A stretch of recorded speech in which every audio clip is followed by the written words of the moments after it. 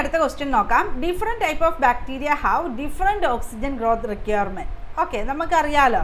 അപ്പോൾ ഇതിനൊന്ന് maths following നമ്മളൊന്ന് ചെയ്തു കൊടുക്കണം അല്ലേ.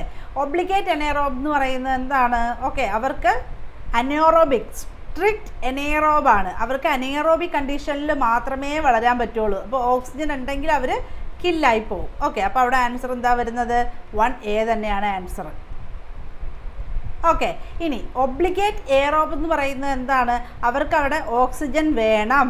ഓക്കെ, അവർ ഓക്സിജൻ ഇല്ലെങ്കിലാണ് അവർക്ക് പ്രശ്നം വരുന്നത്. അവർക്ക് എന്താണ്? Must have abundant oxygen. അപ്പോൾ 2 എന്നുള്ളത് B ആണ്, കറക്റ്റാണ്.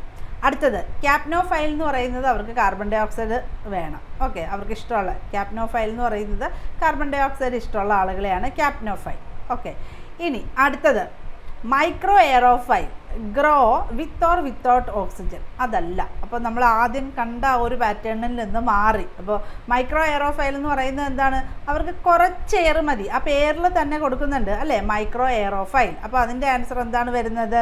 4 എന്ന് പറയുന്നത് E ആണ്. ഫാക്കൽറ്റേറ്റീവ് അനേറോബ് എന്ന് പറയുന്നത് അവർക്ക് ഓക്സിജൻ ഉണ്ടെങ്കിലും ജീവിക്കാൻ പറ്റും, ഓക്സിജൻ ഇല്ലെങ്കിലും ജീവിക്കാൻ പറ്റും. ഓക്കെ, അപ്പോൾ 5 എന്ന് പറയുന്നത് D. അപ്പോൾ ആൻസർ ഏതാണ് വരുന്നത്? C ആണ് ആൻസർ വരുന്നത് അല്ലേ.